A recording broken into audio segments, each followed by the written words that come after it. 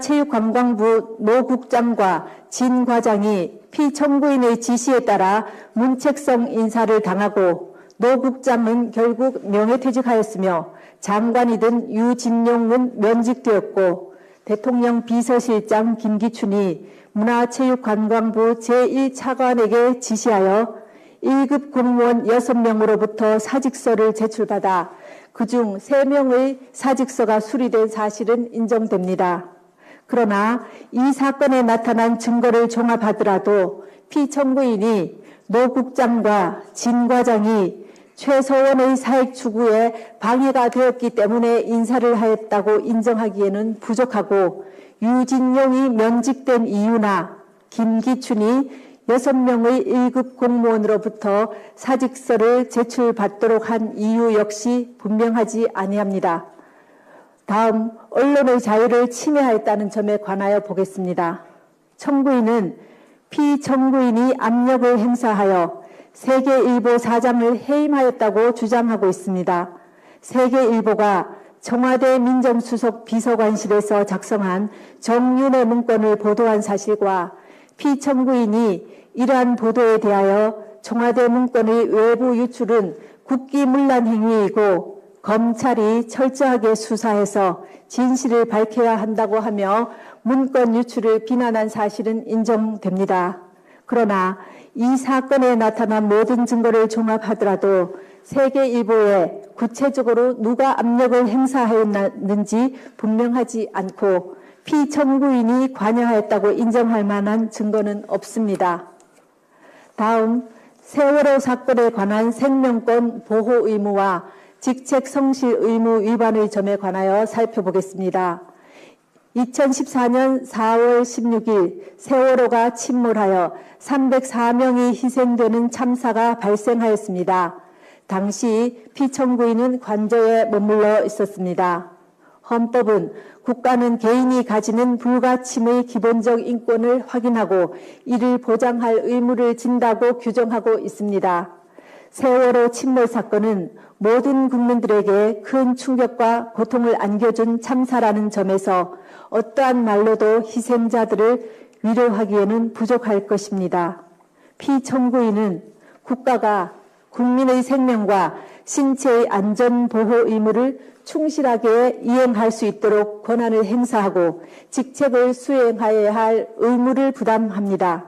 그러나 국민의 생명이 위협받는 재난 상황이 발생하였다고 하여 피청구인이 직접 구조활동에 참여하여야 하는 등 구체적이고 특정한 행위 의무까지 바로 발생한다고 보기는 어렵습니다.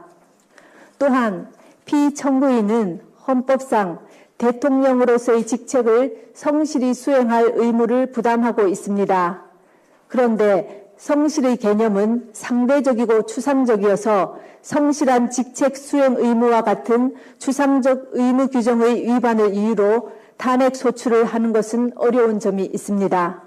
헌법재판소는 이미 대통령의 성실한 직책 수행 의무는 규범적으로 그 이행이 관철될 수 없으므로 원칙적으로 사법적 판단의 대상이 될 수 없어 정치적 무능력이나 정책 결정상의 잘못 등 직책 수행의 성실성 여부는 그 자체로는 소추 사유가 될 수 없다고 하였습니다. 세월호 사고는 참혹하기 그지없으나 세월호 참사 당일 피청구인이 직책을 성실히 수행하였는지 여부는 탄핵 심판 절차의 판단 대상이 되지 아니한다고 할 것입니다. 지금부터는 피청구인의 최서원에 대한 국정 개입 허용과 권한 남용에 관하여 살펴보겠습니다. 피청구인에게 보고되는 서류는 대부분 부속 비서관 정호성이 피청구인에게 전달하였는데 정호성은 2013년 1월경부터 2016년 4월경까지 각종 인사자료, 국무회의 자료, 대통령 해외 순방 일정과 미국 국무부 장관 접견 자료 등 공무상 비밀을 담고 있는 문건을 최서원에게 전달하였습니다. 최서원은 그 문건을 보고 이에 관한 의견을 주거나 내용을 수정하기도 하였고 피청구인의 일정을 조정하는 등 직무 활동에 관여하기도 하였습니다.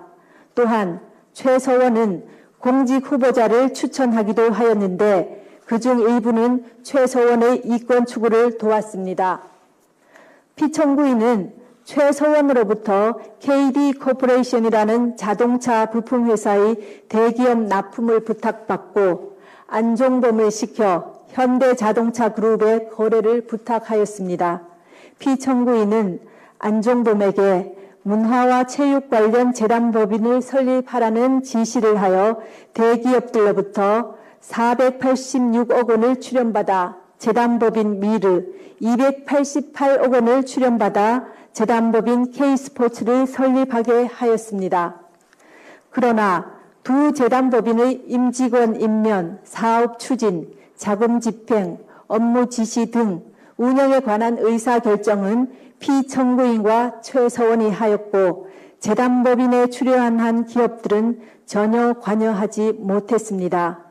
최서원은 미르가 설립되기 직전에 광고회사인 플레이그라운드를 설립하여 운영했습니다.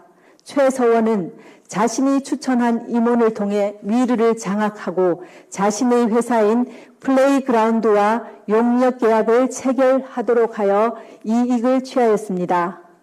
그리고 최서원의 요청에 따라 피청구인은 안종범을 통해 KT에 특정인 두 사람을 채용하게 한 뒤 광고 관련 업무를 담당하도록 요구하였습니다. 그 뒤 플레이그라운드는 KT의 광고 대행사로 선정되어 KT로부터 68억여 원에 이르는 광고를 수주했습니다. 또 안종범은 피청구인 지시로 현대자동차 그룹의 플레이그라운드 소개 자료를 전달했고 현대와 기아자동차는 신생 광고회사인 플레이그라운드에 9억여 원에 달하는 광고를 발주했습니다. 한편 최서원은 K스포츠 설립 하루 전에 더 블루K를 설립하여 운영했습니다. 최서원은 노승일과 박헌영을 K스포츠의 직원으로 채용하여 더 블루K와 업무 협약을 체결하도록 했습니다. 피청구인은 안종범을 통하여 그랜드코리아 레저와 포스코가 스포츠팀을 창단하도록 하고 더블유K가 스포츠팀의 소속 선수 에이전트나 운영을 맡기도록 하였습니다. 최서원은 문화체육관광부 제2차관 김종을 통해 지역 스포츠 내부 문건을 전달받아 K스포츠가 이에 관여하여 더블유K가 이익을 취할 방안을 마련했습니다. 또 피청구인은 롯데그룹 회장을 독대하여 5대 거점 체육인재 육성 사업과 관련해 하남시에 체육시설을 건립하려고 하니 자금을 지원해 달라고 요구하여 롯데는 K스포츠에 70억 원을 송금했습니다. 다음으로 피청구인의 이러한 행위가 헌법과 법률에 위배되는지 보겠습니다. 헌법은 공무원을 국민 전체에 대한 봉사자로 규정하여 공익의 실현 의무를 천명하고 있고 이 의무는 국가공무원법과 공직자윤리법 등을 통해 구체화되고 있습니다. 피청구인의 행위는 최서원의 이익을 위해 대통령의 지위와 권한을 남용한 것으로서 공정한 직무 수행이라고 할 수 없으며 헌법과 국가공무원법, 공직자윤리법 등을 위배한 것입니다. 또한 재단법인 미르와 K스포츠의 설립, 최서원의 이권 개입에 직간접적으로 도움을 준 피청구인의 행위는 기업의 재산권을 침해하였을 뿐만 아니라 기업 경영의 자유를 침해한 것입니다. 그리고 피청구인의 지시 또는 방치에 따라 직무상 비밀에 해당하는 많은 문건이 최서원에게 유출된 점은 국가공무원법의 비밀 엄수 의무를 위배한 것입니다. 지금까지 살펴본 피청구인의 법 위반 행위가 피청구인을 파면할 만큼 중대한 것인지에 관하여 보겠습니다. 대통령은